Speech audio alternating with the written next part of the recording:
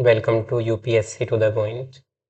और से एक नया इनिशिएटिव स्टार्ट करने जा रहा हूँ मैं, which is daily mains answer writing practice. और आज डे 1 है। शॉर्ट में समझा देता हूँ हम क्या करने वाले हैं इसमें। I will give you a question, आप खुद वीडियो पॉज करके उस पर लिख के देख सकते हैं।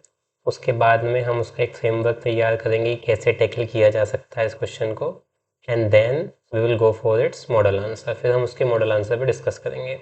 सो जल्दी से स्टार्ट करते हैं। Daily 2 questions we are going to start from today onwards. So see very first question. सबसे पहला जो फर्स्ट स्टेप है, you have to understand the question very carefully. जितना अच्छे से आपको क्वेश्चन समझ में आता है उतना better you can write the good answer. Question क्या कहता है? NITI Aayog has transform the development approach in the country. NITI Aayog ने ट्रांसफॉर्म किया है डेवलपमेंट अप्रोच को कंट्री में, प्लानिंग से strategizing from top down to bottom up policy making. तो 2 पार्ट में बांटा है। प्लानिंग से हम स्ट्रेटेजी की ओर आ गए हैं, तो हम स्ट्रेटेटाइज करते हैं, और टॉप डाउन अप्रोच से अब हम बॉटम डाउन अप्रोच पे आ गए हैं पॉलिसी मेकिंग की। सो नीति आयोग ने किया है, इस स्टेटमेंट को डिस्कस करना है with relevant examples, relevant example के साथ में डिस्कस करना है। अब आप में से जो लिखना चाहते हैं, दे कैन पॉज वीडियो है, वो आंसर लिख सकते हैं, उसके बाद डिस्कशन सुन सकते हैं, अदरवाइज फॉलो मी। तो सबसे पहले क्या है देखिए इसमें, NITI Aayog. First we need to have a introduction. Introduction के लिए हमें क्या करना है, सिंपल सा, you can write something about NITI Aayog. आप नीति आयोग के बारे में कुछ लिख सकते हैं। जैसे सिंपली जब मैंने इसको अटेम्प्ट किया था तो आई राइट अबाउट कि 2015 में नीति आयोग ने रिप्लेस कर दिया किसको? प्लानिंग कमीशन को। नीति आयोग आता है उसके बाद में, ठीक है। तो एक इंट्रोडक्शन जनरल आप इसमें लिख सकते हैं। उसके बाद में जब हम प्रोसीड करेंगे तो इसको 2 पार्ट में डिवाइड करना है आपको। किस तरीके से जो नीति आयोग है उसने प्लानिंग से स्ट्रेटेजी की ओर स्टेप किया है, मतलब कैसे प्लानिंग कमीशन फोकस केवल प्लानिंग पे करता था, ठीक है, कि बस वी प्लान, हमने कुछ प्लान बना लिए हैं, उनको हमें अचीव करना है, इस तरीके से 5 ईयर प्लानिंग जो प्लानिंग कमीशन की चल रही थी। बट नीति आयोग की कई सारी स्ट्रेटेजी होती हैं, तो देखते हैं किस तरीके से उसने स्ट्रेटेजी को चेंज किया है। तो उसमें हमें पॉइंट बनाने पड़ेंगे। कई सारे पॉइंट आपके पास में हो सकते हैं इस हेडिंग को लेके कि किस तरीके से प्लानिंग से स्ट्रेटेजी की ओर शिफ्ट किया है नीति आयोग के आने से। जैसे लॉन्ग टर्म प्लानिंग ले ली है, लॉन्ग टर्म प्लानिंग लेते हैं हम, शॉर्ट टर्म प्लानिंग लेते हैं, स्पेसिफिकली 5 ईयर प्लानिंग पे हम डिपेंडेंट नहीं है। इस तरीके के चेंजेस, या फिर स्पेसिफिक एरियाज में वर्क किया जाता है, जैसे एग्री रिफॉर्म करना है या पॉवर्टी पे वर्क करना है। तो पॉवर्टी पर वर्क करना है तो नीति आयोग एक पूरा फ्रेमवर्क तैयार करता है, एक स्ट्रेटेजी तैयार करता है, उसके बाद उसके लिए कुछ सजेशन देता है, then government start working on that. तो इस तरीके के पॉइंट्स हम सोच सकते हैं जो भी। देन थर्ड हेडिंग क्या हो सकती है इसकी? Top down to bottom up policy making. So what do we understand by top down approach and bottom up approach? जो टॉप डाउन अप्रोच होती है वो क्या होती है, एक सिंगल फ्रेमवर्क हम तैयार करते हैं जो हम अप्लाई करते हैं सब पे नीचे। इसको बोलते हैं टॉप डाउन अप्रोच, मतलब टॉप से कुछ सिलेक्ट किया जा रहा है, देन जिस कमिंग टू दी डाउन, और डाउन पे अप्लाई किया जा रहा है। जो बॉटम अप पॉलिसी होती है तो हम क्या करते हैं, उसमें बॉटम में अलग अलग रीजन्स की अलग अलग प्रॉब्लम्स देखते हैं, उसके बाद में डिफरेंट डिफरेंट पॉलिसी मेकिंग करी जा सकती हैं ऊपर के लेवल पे, उन अलग अलग रीजन्स के लिए, अलग अलग प्रॉब्लम्स के, अलग अलग सेक्टर्स के लिए। तो बॉटम अप अप्रोच को ज़्यादा एफिशिएंट माना जाता है as compare to top down approach. ये कहा जाता है कि one size doesn't fit for all, एक साइज सब पे फिट नहीं बैठता है। तो हम एक जनरल पॉलिसी बना के सब पे अप्लाई कर देते हैं तो सब पे फिट नहीं बैठ सकती है। किस तरीके से बॉटम अप पॉलिसी आ गई है टॉप डाउन की जगह? उसमें क्या है कि ग्रास रूट लेवल पे एंगेज है नीति आयोग, वो रिसर्च करते हैं, ग्रास रूट लेवल पे वर्क करते हैं, लोगों की प्रॉब्लम जानने की कोशिश करते हैं, एक पूरा रिसर्च टीम है नीति आयोग की, रिसर्च विंग। तो एनालिटिकल है काफ़ी, वो डेप्थ ग्राउंड लेवल पे जाके वर्क करते हैं, देन वो पॉलिसी तैयार करते हैं लोग ग्राउंड लेवल से स्टार्ट करके। तो वो बॉटम अप पॉलिसी होगी। इसके अलावा डिस्ट्रिक्ट मैनेजमेंट, स्टेट को सबको साथ में लेके चलना, नीचे से ऊपर तक स्टेट लेवल पे आना, ये देखा गया। डिस्कस, अब देखिए टर्मोलॉजी आती है, डिस्कस करना है इस स्टेटमेंट को, तो डिस्कस का मतलब क्या होता है कि इस स्टेटमेंट को पता करो क्या वाकई में ट्रू है या कुछ फॉल्स भी है। तो हम देखेंगे कि क्या वाकई में प्लानिंग टू स्ट्रेटेजी चेंज हुई है, तो पहले तो आपको इसके सपोर्ट में पॉइंट रखने पड़ेंगे, हाँ चेंज हुई है। Top down to bottom up हुई है, हाँ हुई है। और लास्ट में हम क्या कर सकते हैं, इसमें लास्ट में हम थोड़े क्रिटिसिज्म वाले पॉइंट दे सकते हैं कि कुछ पॉइंट्स में नीति आयोग पीछे रह रहा है, जिसको हमें चेंज करना पड़ेगा, उसके अकॉर्डिंग ही आप इसको कंक्लूड कर देंगे। तो ये इस तरीके से आप एक फ्रेमवर्क इसका बना सकते हैं। जो भी हमने देखा कि पहले नीति आयोग का इंट्रोडक्शन, उसके बाद में किस तरीके से प्लानिंग से स्ट्रेटेजी पे नीति आयोग आया है, फर्स्ट हेडिंग।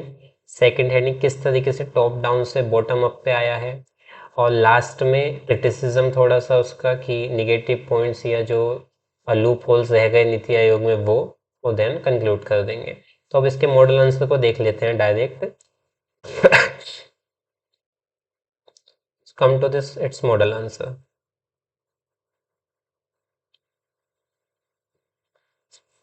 नीति आयोग के लिए इंट्रोडक्शन जैसे मैंने कहा था आपको, देखिए इसमें 1 जनवरी 2015 को 65 years old national planning commission, तो पहले प्लानिंग कमीशन हुआ करता था जिसमें 5 ईयर प्लान चलते थे, वो रिप्लेस कर दिया गया नीति आयोग के द्वारा। तो 2015 को नीति आयोग बना। नीति आयोग क्या है, थिंक टैंक है गवर्नमेंट का, गवर्नमेंट के लिए सोचने का काम करता है। ठीक है, सोचना मतलब ओवरऑल सारी चीज़ों को देखना, स्ट्रेटजी तैयार करना, फिर गवर्नमेंट को रिकमेंड करना। To transform the whole planning approach of country, पूरी प्लानिंग अप्रोच को चेंज करने के लिए नीति आयोग एस्टेब्लिश किया गया प्लानिंग कमीशन की जगह पे। बड़ा सिंपल सा इंट्रोडक्शन आप इसमें लिख सकते हैं जो इफेक्टिव भी होगा। उसके अलावा नीति आयोग के ऑब्जेक्टिव दे सकते हैं शॉर्ट में, बहुत ज़्यादा बीच में।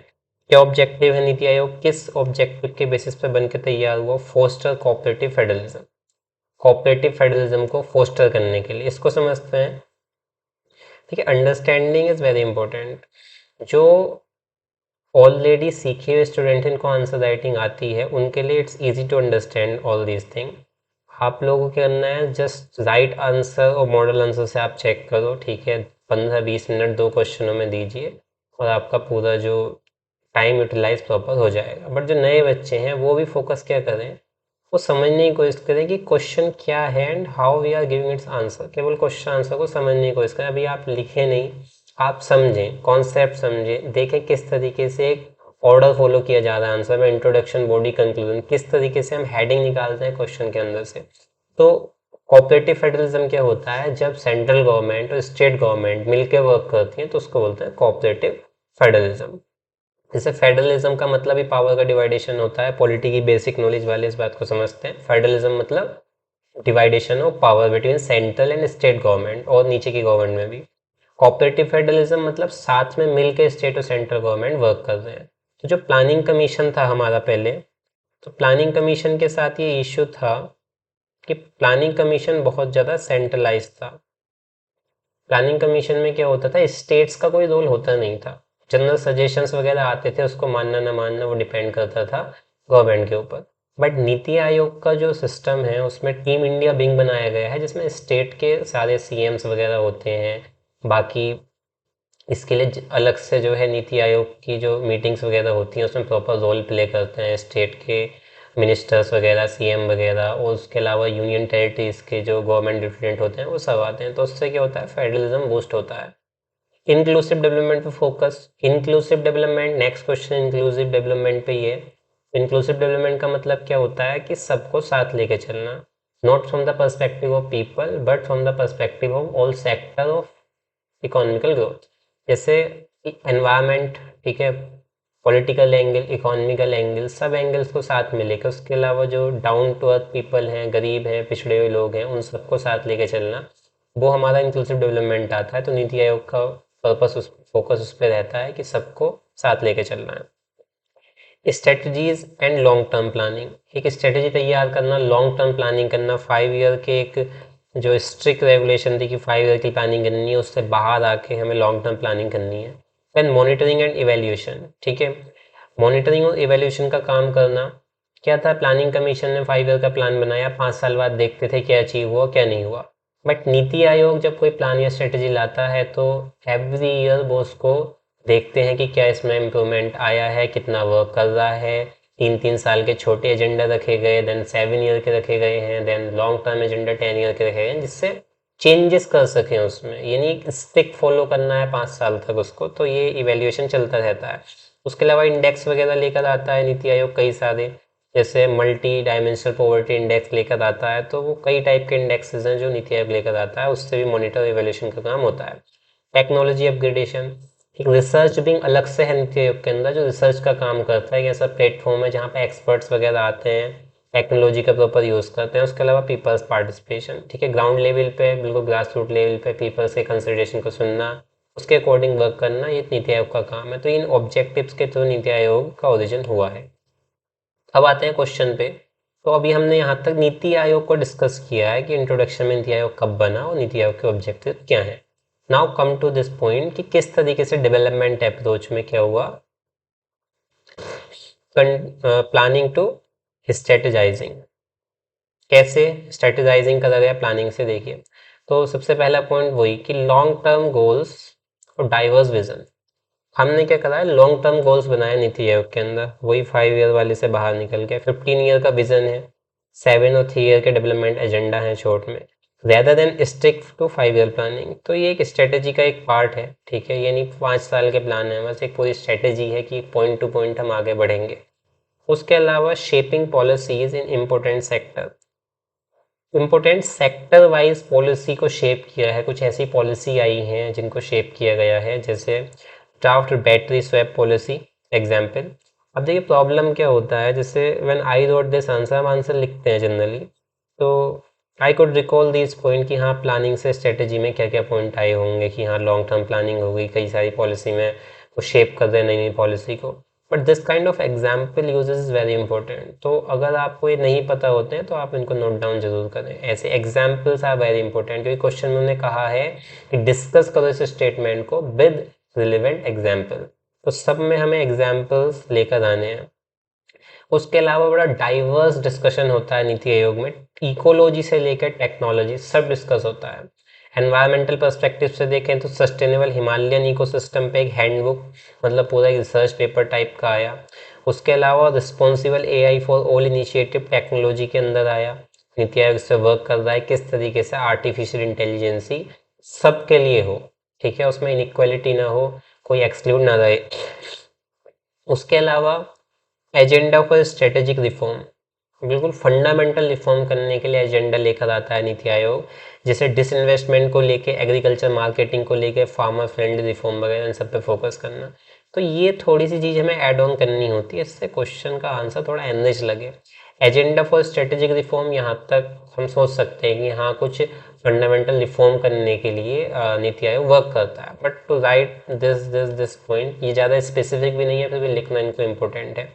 उसके अलावा इफेक्टिव डेवलपमेंट स्ट्रेटजीज बनाना, जैसे पोषण अभियान है, ठीक है, कोई मिड डे मील स्कीम वाला, उसमें मल्टीपल स्ट्रेटजी, जैसे फूड फोर्टिफिकेशन का कॉन्सेप्ट, सॉरी राइस फोर्टिफिकेशन का कॉन्सेप्ट, जिसमें राइस में न्यूट्रिएंट्स मिलाए जाते हैं और ज़्यादा मिनरल्स वैल्यू बढ़ाई जाती हैं, वो नीति आयोग की रिकमेंडेशन पे हुआ पोषण अभियान मिड डे मील के अंदर। और लास्ट है approaches of measurement and indexing, ये एक बहुत अच्छा इनिशिएटिव है, प्रोसेस को इवेल्युएट करना इज़ वेरी इंपॉर्टेंट, और नीति आयोग उस पर वर्क करता है, जैसे state health index, national multi dimensional poverty index. तो इस तरीके के इंडेक्स से क्या होता है, मॉनिटर कर पाते हैं। उसके अलावा जो स्टेट अच्छा परफॉर्म करते हैं इन इंडेक्सेस में, उनको इंसेंटिव दिए जाते हैं गवर्नमेंट की ओर से, तो वो और ज़्यादा इनकरेज होते हैं। तो किस तरीके से प्लानिंग से स्ट्रेटेजी की ओर शिफ्ट हुए। उसके बाद में top down to bottom up approach, किस तरीके से टॉप डाउन से बॉटम में अप्रोच फॉलो करा नीति आयोग ने। कोऑपरेटिव फेडरलिज्म, कोऑपरेटिव फेडरलिज्म मतलब पावर डिवाइड जो है हमारे कॉन्स्टिट्यूशन के अकॉर्डिंग, उसके थ्रू वर्क करना, तो नीचे से ग्राउंड लेवल से लेके स्टेट और सब ऊपर तक। तो जैसे inclusion of CM, lieutenant governor, PM, team India wing, इसमें स्टेट के और सब नीचे तक के पार्टिसिपेंट्स होते हैं। Stakeholder consultation in policy making, stakeholders का मतलब जो भी इन्फ्लुएंस होने वाले हैं उस पॉलिसी से, ठीक है, जैसे रीजनल कंसल्टेशन उन एसडीजीज, जो सस्टेनेबल गोल्स हैं उन पे रीजनल लेवल पे कंसल्ट करना, मतलब रीजनल लेवल हर एक छोटे छोटे लेवल पे, जैसे नॉर्थ ईस्ट के लिए अलग, सेंट्रल इंडिया के लिए अलग, हिमालयन इकोसिस्टम अलग हो गया, उन सब के लिए अलग अलग कंसल्टेशन करना है, क्योंकि SDG जो है सस्टेनेबल डेवलपमेंट गोल, वो काफ़ी डाइवर्स हैं, health, poverty, education, infrastructure, environment, सब चीज़ को लेके हैं। और रीजन के हिसाब से जो हमारी रिक्वायरमेंट है डेवलपमेंट की वो अलग अलग होती हैं, इसलिए डिफरेंट तरीके से कंसल्ट करना हर एक स्टेक होल्डर से रीजनल वाइज। उसके अलावा नीति for north east, NITI Aayog north east के लिए स्पेसिफिकली बनाया गया।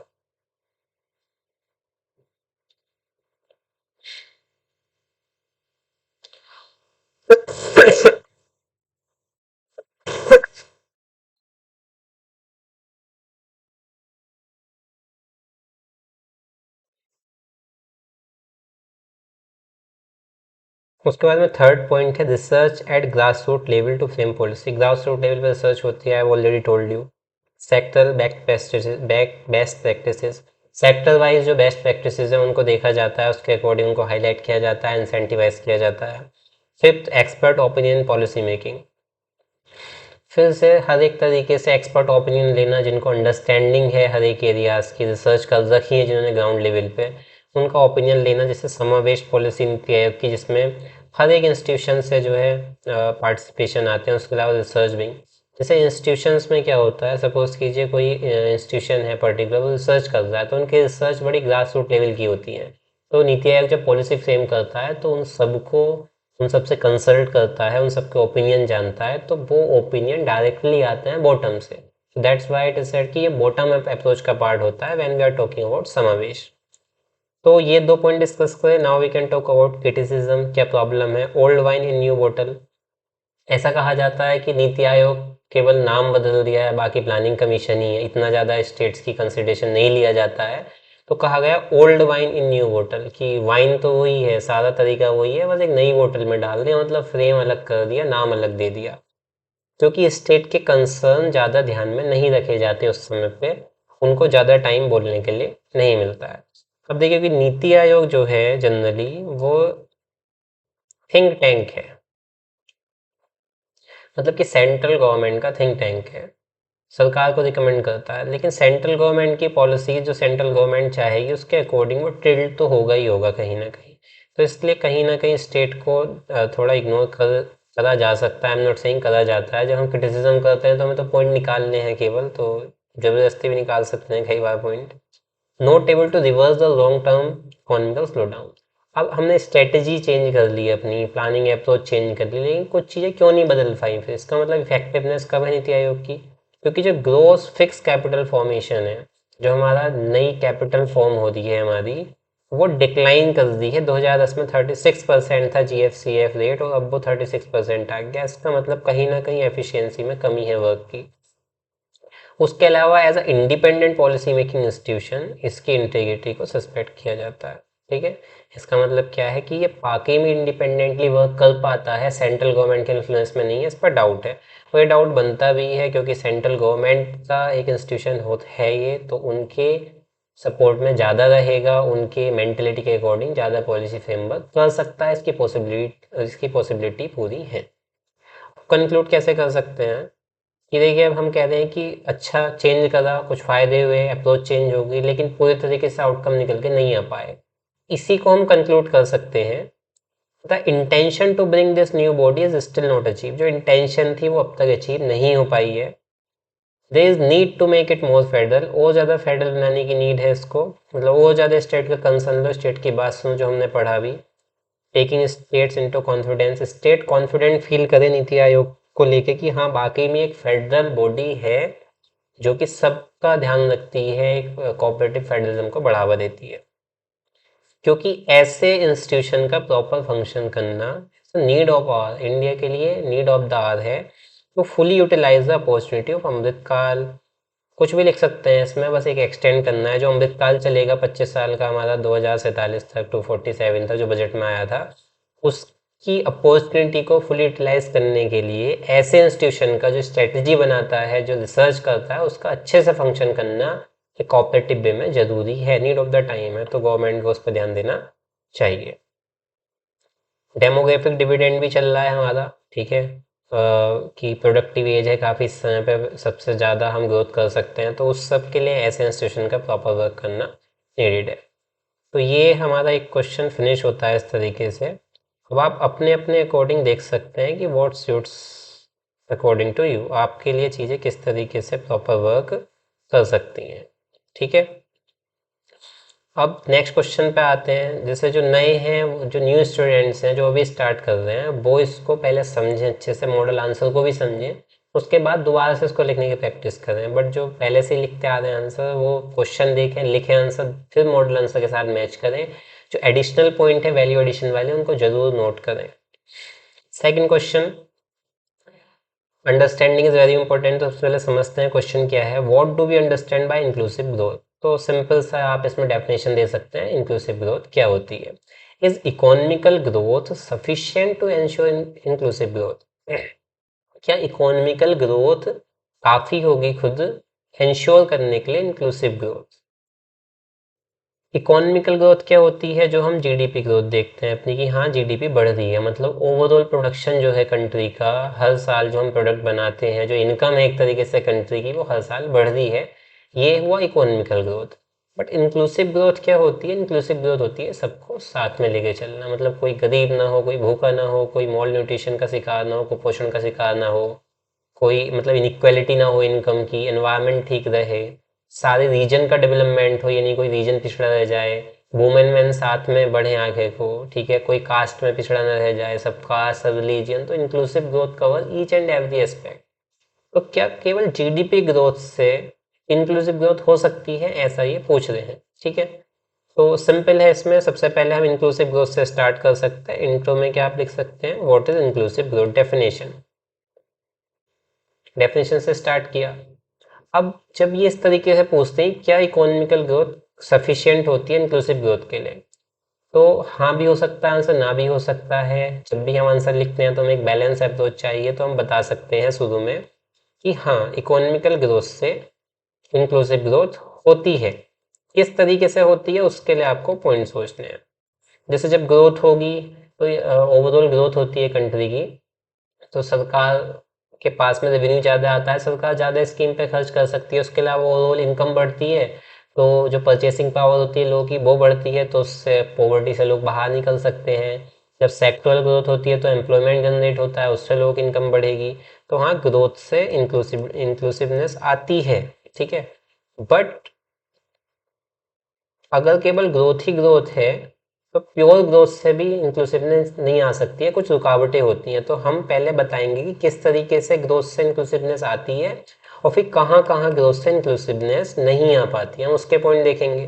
ठीक है, तो उसके बाद में लास्ट में हम फिट कर देंगे एक फ्रेम में कि दोनों की ही हमें साथ में नीड है, ग्रोथ भी चाहिए और इंक्लूसिवनेस भी चाहिए। ठीक है, अकेले दोनों से काम नहीं चलने वाला है। तो इस फ्रेमवर्क पे हम क्वेश्चन लिख सकते हैं, डेफिनेशन, फिर उसके बाद में इकोनॉमिकल ग्रोथ इंक्लूसिव ग्रोथ लाती है, उसके बाद में इकोनॉमिकल ग्रोथ अकेले इंक्लूसिव ग्रोथ नहीं ला सकती है। उस पे पॉइंट लास्ट में we can conclude by saying कि हाँ दोनों को साथ में लेके चलना is the need of the time. तो देखते हैं इसका मॉडल आंसर। इंक्लूसिव ग्रोथ की डेफिनेशन, ये काफ़ी फेमस डेफिनेशन है, हर एक जगह आपको लिखी हुई मिल जाएगी किसी भी नोट्स वगैरह में।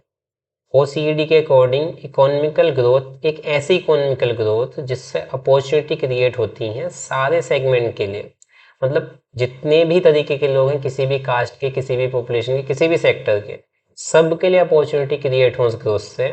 और जो उस प्रॉस्पेरिटी से डिविडेंड होगा, जो प्रॉफिट क्रिएट होगा, वो बांटा जाए, डिस्ट्रीब्यूट किया जाए in a fairly manner across society, सभी को एक फेयर तरीके से डिस्ट्रीब्यूट किया जाए। मतलब कि हर एक आदमी के लिए, हर एक सिटीजन के लिए कंट्री में अपॉर्चुनिटी क्रिएट हो, उसके साथ में एक प्रॉपर तरीके में जो उसका बेनिफिट आ रहा है अपॉर्चुनिटी से, जो प्रोडक्शन से इनकम जनरेट हो रही है किसी भी एंगल से, वो सब इक्वली डिस्ट्रीब्यूट हो, एक फेयरली मैनर में डिस्ट्रीब्यूट हो पूरी सोसाइटी में, कोई पीछे ना रहे उसमें। तो थोड़ा सा जब इंक्लूसिव ग्रोथ का जो प्रॉपर लाइन दी है, तो हम इंक्लूसिव ग्रोथ की डायमेंशन देख लेते हैं, ओपन कर देते हैं। तो इंक्लूसिव ग्रोथ को 4 डायमेंशन में बांट दिया, सोशल, इकोनॉमिकल, एनवायरमेंटल, पॉलिटिकल। अब सोशल की बात करें तो एफोर्डेबल एजुकेशन हो, ऐसी एजुकेशन हो जिसको सब अफोर्ड कर सकें, तो मतलब वो इंक्लूसिवनेस का पार्ट हुआ। हेल्थ केयर क्वालिटी हो, क्वालिटी और affordable, health care service quality वाली हो, अफोर्डेबल हो, ऐसी एजुकेशन भी अफोर्डेबल भी और क्वालिटी भी। जेंडर पैरिटी, जेंडर डिस्क्रिमिनेशन ना हो, रीजनल पैरिटी, रीजनल डिस्क्रिमिनेशन ना हो, कोई रीजन पीछे आगे ना रह जाए, सब साथ लेके चले। तो ये सोशल एस्पेक्ट हो गए इंक्लूसिव ग्रोथ के। इकोनॉमिकल पर्सपेक्टिव से देखें तो फिनेंशियल लिटरेसी हो, सबको समझ हो फिनेंशियल सिस्टम किस तरीके से वर्क करता है, बैंकिंग सिस्टम किस तरीके से वर्क करता है, किस तरीके से इन्वेस्टमेंट करोगे तो फायदा होगा, सेविंग का क्या रोल है, ये सब फिनेंशियल लिटरेसी का एक पार्ट है। उसके अलावा फिनेंशियल इंक्लूजन, सभी फिनेंशियल सिस्टम से जुड़े हों, ये भी जरूरी है इंक्लूसिव ग्रोथ के लिए। एग्रीकल्चर डेवलपमेंट हो, एग्रीकल्चर डेवलपमेंट होगा तो ओवरऑल हमारी कंट्री के सभी लोगों की इनकम बढ़ी, क्योंकि 45% पॉपुलेशन एग्रीकल्चर पर डिपेंड रहती है। क्वालिटी एम्प्लॉयमेंट, केवल एम्प्लॉयमेंट नहीं, क्वालिटी एम्प्लॉयमेंट जिसमें वर्किंग कंडीशन अच्छी हो, लेबर कोड अच्छे हो, सोशल सिक्योरिटी मिली हो आपको, और आपकी जो सैलरी है, जो पे है, पे स्केल है, वो भी अच्छा हो। उसके अलावा रेसिलियंट इकोनॉमी, एक ऐसी इकोनॉमी जो शॉक लगने पे भी रिकवर कर जाए, वो रेसिलियंट इकोनॉमी। जैसे कोविड से जब शॉक लग, जैसे कोविड आया है, कोई भी इस तरीके की प्रॉब्लम आ रही है, ग्लोबल शॉक चल रहा है, जैसे रशिया यूक्रेन वॉर हुआ तो कुछ हुआ कि सप्लाई बंद हो गई, सप्लाई चेन खराब हो गई, तो उससे इम्पैक्ट पड़ने के बाद में भी कोई इकोनॉमी एकदम से अगर वापसी ग्रोथ कर जाए तो वो रेसिलियंट है, मतलब वो इलास्टिसिटी है उसमें, वो फेस कर सकती है किसी भी इस तरीके की शॉक्स को, तो रेसिलियंट होना चाहिए। बाकी एनवायरमेंटल एंगल से सस्टेनेबल डेवलपमेंट हो, एक ऐसा डेवलपमेंट जो एनवायरमेंट को ध्यान में रखते हुए किया जाए।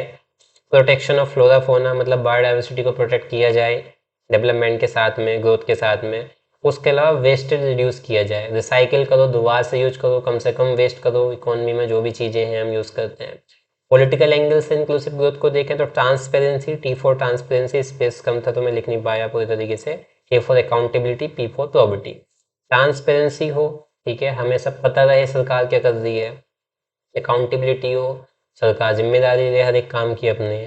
प्रोबिटी हो, करप्शन ना हो। ये सब मिला के आप कह सकते हैं, अगर ये सब चीज़ें साथ में चल रही हैं तो कंट्री में इंक्लूसिव ग्रोथ है। अब क्वेश्चन पे आते हैं, ये तो हमने इंक्लूसिव ग्रोथ को इंट्रोड्यूस कर दिया विद इट्स डायमेंशंस।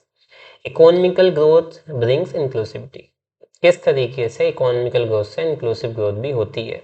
सबसे पहले वर्चुअस साइकिल ऑफ ग्रोथ, इसको देखते हैं। इस तरीके के डायग्राम रिप्रेजेंट करना काफ़ी फायदेमंद होता है, you can gain good marks अगर ये डायग्राम बनाएंगे।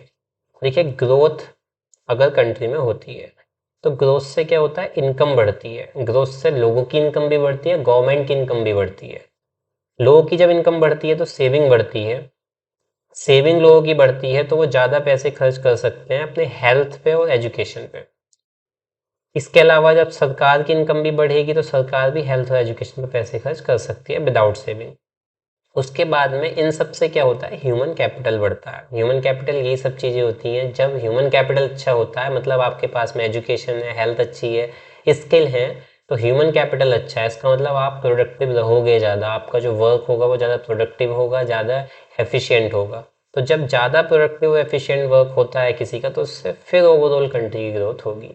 तो ग्रोथ ब्रिंग्स ग्रोथ, ये एक ऐसा साइकिल क्रिएट करती है जिससे ग्रोथ होने लगती है। और ये देखिए, हेल्थ एजुकेशन बढ़ेगा, इनकम बढ़ेगी, ह्यूमन कैपिटल बढ़ेगा, तो ये इंक्लूसिव ग्रोथ का पार्ट है। तो ग्रोथ की वजह से इंक्लूसिवनेस आती है, ये हम वर्चुअस साइकिल ऑफ ग्रोथ में देख सकते हैं। एक विशियस साइकिल ऑफ ग्रोथ भी होता है जो निगेटिव दिखाता है, अपोजिट कर देना इसका अगर वो दिखाना हो कहीं पे। किस तरीके से ग्रोथ का साइकिल जो विशियस साइकिल होता है, जब ग्रोथ कम होती है कंट्री में तो इनकम कम हो जाएगी, सेविंग कम हो जाएगी, सेविंग कम होने से हेल्थ एजुकेशन में इन्वेस्टमेंट कम हो जाएगा, फर्दर उससे ह्यूमन कैपिटल कम हो जाएगा, ह्यूमन कैपिटल कम होने से ग्रोथ कम हो जाएगा, तो ग्रोथ कम होगी तो ओवरऑल लोड फिर के और ग्रोथ कम होगी, वो विशियस साइकिल ऑफ ग्रोथ कहलाता है। सेकंड है, अगर ज़्यादा ग्रोथ होती है तो उससे स्टेट की कैपेसिटी बढ़ेगी वेलफेयर करने के लिए। वही जो अभी मैंने बताया, अगर सरकार पे ज़्यादा रेवेन्यू आता है, रिसोर्सेज आती हैं ग्रोथ की वजह से, तो गवर्नमेंट उसको लोगों के अपलिफ्टमेंट के लिए खर्च कर सकती है। जैसे स्कीम वगैरह में खर्च करना, गरीब लोगों की एजुकेशन, हेल्थ केयर, घरों के लिए जो भी सुविधा देनी है उसको, उसके लिए खर्च करना, वो इम्प्रूव होगा, सरकार का रेवेन्यू बढ़ेगा। कैसे बढ़ेगा, वो इकोनॉमिकल ग्रोथ से बढ़ेगा। Third, urbanization. तो urbanization is the outcome of economical growth. जैसे जैसे इकोनॉमिकल ग्रोथ होती है तो अर्बनाइजेशन बढ़ता है, शहरीकरण बढ़ता है। जब अर्बनाइजेशन बढ़ता है तो कई सारे सोशल डिसेबिलिटी, जैसे कास्ट वगैरह की, वो कम होने लगती है। मैन वुमेन के बीच में डिस्क्रिमिनेशन कम होने लगता है। जैसे एक टाइम पे गांव वगैरह में अगर आप देखें तो कास्टिज्म काफ़ी, की कोई एक दूसरे के पास नहीं बैठ सकता, वो उसके घर नहीं आ सकता। सिटीज़ में सब एक साथ ट्रेवल करते हैं, टच करते हैं एक दूसरे को, वहाँ किसी को पता भी नहीं होता और ना इतना ज़्यादा सोचा जाता है, तो अर्बनाइजेशन की वजह से कास्ट डिस्क्रिमिनेशन कम होता है। सेम कंपैरिजन सिटी और रूरल में वुमेन की कंडीशन को करें तो जो सिटी में generally women can work, women मतलब girls can go to school, easily college में जा सकती हैं, बट रूरल एरियाज में वो नहीं देखने को मिलता। तो अर्बनाइजेशन जो इकोनॉमिकल ग्रोथ का एक आउटकम होता है, उसकी वजह से भी इंक्लूसिवनेस आती है। Then female employment, technology service sector में फीमेल एम्प्लॉयमेंट बढ़ता है जब कंट्री ग्रोथ होती है। तो ये 4 पॉइंट दिखाते हैं कि ग्रोथ से इंक्लूसिविटी आती है। But economical growth alone is not sufficient to bring inclusivity. खाली अकेले काफ़ी नहीं है। क्यों नहीं है? क्योंकि कई सारे सोशल वेरियर्स हैं। भले ही ग्रोथ लगातार चल रही है, बट कास्ट, जेंडर, रिलीजन, ये 3 एंगल जो है फिर भी बैकवर्ड बना सकते हैं। जैसे बैकवर्ड, जैसे इंडिया की इकोनॉमिकल ग्रोथ होती रही, बट फिर भी कई सारी कास्ट पीछे रह गई, जबकि गवर्नमेंट ने उनको कंटिन्यूसली सपोर्ट किया। तो कास्ट एक रोल प्ले करती है कि उनको अलाउ नहीं करा जाता, उनको पीछे धकेला जाता है बार बार। ऐसी जेंडर बेसिस पे वुमेन, ठीक है, ग्रोथ चल रही है, बट मैन उसका ज़्यादा फायदा उठा रहे हैं एज कम्पेयर टू वुमेन। ऐसे रिलीजन, कुछ पर्टिकुलर रिलीजन ऑर्थोडॉक्सी की वजह से या अपने कुछ भी कल्चर की प्रैक्टिसेस की वजह से, मेंटलिटी की वजह से पीछे रह जाते हैं, कुछ आगे बढ़ जाते हैं। यहाँ पे एक डेटा है किस तरीके से असर डालता है ये जेंडर वाले पर्सपेक्टिव को। LFPR का मतलब है लेबर फोर्स पार्टिसिपेशन रेट। तो ये जो लेबर फोर्स पार्टिसिपेशन रेट है वुमेन की, वो केवल 18.6%, जो कि मैन की 1/3 है। अब इंडिया की इकोनॉमिकल ग्रोथ तो हो रही है, बट फिर भी एक जेंडर सोशल बैरियर है, जेंडर डिस्क्रिमिनेशन, उसकी वजह से वुमेन केवल 18.6% ही जॉब करती हैं as compare to man. Second point है can't distribute public goods equally. अब ग्रोथ अगर चल रही है कंटिन्यूसली, उसमें स्टेट का रोल नहीं है। सिर्फ प्राइवेट एजुकेशन, हेल्थ, ये सब इकोनॉमिकल ग्रोथ का एक आउटकम है। जितना प्राइवेट ये एजुकेशन हेल्थ वाले सेक्टर ज़्यादा होंगे, उतना क्वालिटी तो बढ़ेगी, बट उनका प्राइस भी बढ़ेगा, जिससे अफोर्डेबल नहीं रहेंगे। वो पुअर को एक्सक्लूड कर देंगे, जिससे लो ह्यूमन कैपिटल होगा। अब जो गरीब लोग हैं उनको एजुकेशन हेल्थ नहीं मिल पाएगी अच्छी, क्योंकि ग्रोथ प्राइवेट सेक्टर को ज़्यादा पुश करेगा, उसकी वजह से ओवरऑल ह्यूमन कैपिटल कम हो जाएगा। राइजिंग इनइक्वालिटी चैलेंज, ग्रोथ बढ़ती हुए कभी भी इनइक्वालिटी मतलब इक्वालिटी का ध्यान नहीं रखती है। जो ज़्यादा बिजनेस, बड़े बड़े बिजनेसमैन हैं, वो ज़्यादा फ़ायदा उठाते हैं हमेशा। तो ऑक्सफैम इंटरनेशनल रिपोर्ट है, top 10% hold 70% of wealth. India के टॉप 10% पीपल 70% वेल्थ अपने पास में रखे हुए हैं। वो दिखाता है कितनी ज़्यादा इनइक्वालिटी। 90% लोग हमारे यहाँ पे केवल 30% वेल्थ रखते हैं पूरी कंट्री का। उसके अलावा इकोनॉमिकल ग्रोथ जरूरी नहीं हमेशा जॉब लेकर आए। इकोनॉमिकल ग्रोथ एम्प्लॉयमेंट का साइन नहीं होती है कई बार, जिसको हम कंडीशन बोलते हैं जॉबलेस ग्रोथ की, जो इंडिया ने फेस करी। इकोनॉमिकल ग्रोथ होने के बावजूद भी 2020 में 8 पॉइंट समथिंग अनएम्प्लॉयमेंट रेट पहुंच गई थी, जो कि highest ever recorded unemployment rate थी। इसका मतलब ग्रोथ जॉबलेस, कई बार ग्रोथ जॉबलेस ग्रोथ कहलाती है जब उससे एम्प्लॉयमेंट क्रिएट नहीं होता है। या फिर डिसगस्ट एम्प्लॉयमेंट होता है। डिसगस्ट एम्प्लॉयमेंट का मतलब आप एम्प्लॉय तो होते हो, बट आपकी प्रोडक्टिविटी जीरो होती है। एक्चुअल में आपका कोई काम नहीं है, वहाँ पे बस लगे पड़े हो। ये एग्रीकल्चर में बहुत होता है। ऐसे फैमिली के 5 मेंबर के 5 एग्रीकल्चर में लग गए, काम भले ही 2 का है, तो 3 कैटेगरी में आएंगे डिसगस्ट एम्प्लॉयमेंट की। उसके अलावा केवल ग्रोथ पर फोकस करने से एनवायरमेंटल डिग्रेडेशन होता है। कोल यूज़ कर रहे हैं, एनर्जी बननी है, क्रिएट हो रही है हमारी, तो कोल यूज़ से एनवायरनमेंट ख़राब हो रहा है। एग्रीकल्चर से हम प्रोडक्शन कर रहे हैं, फूड ग्रेन में आगे निकल रहे हैं, बट अनसस्टेनेबल है। उसके अलावा टेक्नोलॉजी ऑटोमेशन, ग्रोथ की वजह से इतना टेक्नोलॉजिकल अपग्रेडेशन हो रहा है। ऑटोमेशन वाली टेक्नोलॉजी आ रही है, जैसे AI वगैरह या मशीन्स, वो जॉब्स को स्नैच कर रही हैं कई सारी फील्ड में। लास्ट में क्या लिखेंगे हम कि दोनों को साथ लाने की नीड है, अलग अलग से काम नहीं चलेगा। ग्रोथ भी हो, इकोनॉमिकल ग्रोथ भी हो, उसमें इंक्लूसिवनेस भी हो। तो हमें ग्रोथ को मीजर करने के तरीके बदलने हैं अपने।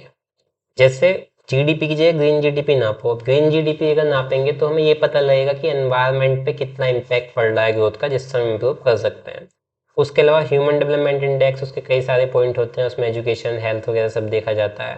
बेसिक नेसेसिटी इंडेक्स, ये बेसिक नेसेसिटी इंडेक्स जो है इंडिया का ही है। इसमें जो बेसिक नेसेसरी वाली चीज़ें होती हैं उनको देखा जाता है कि आपके घर में नॉर्मल चीज़ें, इलेक्ट्रिसिटी सप्लाई है, वाटर अवेलेबिलिटी है, नॉर्मल चीज़ें यूज़ करने की, गैस का चूल्हा, ये सब है, वो बेसिक नेसेसरी इंडेक्स का पार्ट है।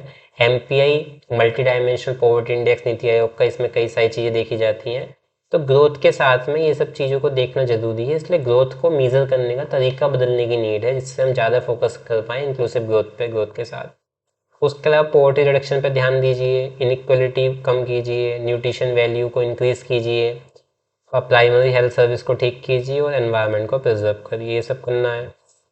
कंक्लूड कैसे कर सकते हैं, ये लाइन मैंने एक टॉपर की कॉपी से ली है, इसी साल रैंक 1 इशिता किशोर मैम, उनकी कॉपी से उन्होंने ये एक इंक्लूसिव ग्रोथ पे क्वेश्चन था, तो ये लिखा था, growth without inclusion is meaningless and inclusiveness without growth is unsustainable. तो ये कनेक्ट हो रहा है इस क्वेश्चन के साथ भी, कि ग्रोथ बिना इंक्लूजन के मीनिंगलेस है। आप ग्रोथ कर दो, उसमें इंक्लूजन नहीं है तो कोई फायदा नहीं है, अल्टीमेटली वो ग्रोथ को ही आपको बेनिफिट नहीं पहुंचाएगी, क्योंकि लोग तो एक्सप्लोर हो जाएंगे कंट्री के, कुछ ही लोग फायदा उठाएंगे।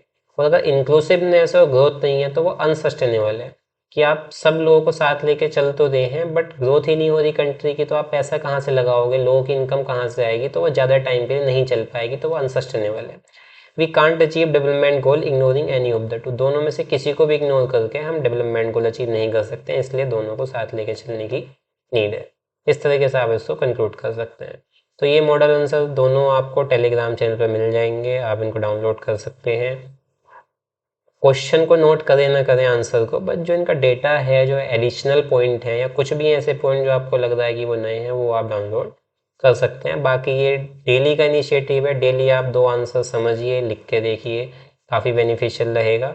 और इसको शेयर भी कर दीजिएगा। बाकी चैनल को सब्सक्राइब करें, कई सारी वीडियो मैं अपलोड करता हूँ related to daily daily editorial जो होते हैं वगैरह वगैरह वो सब। उसके अलावा एनसीईआरटी के भी कुछ क्लासेस हैं जो मैंने अपलोड करी हैं, तो सबको एक्सेस करने के लिए चैनल को सब्सक्राइब कर लीजिए। Thank you for watching this video.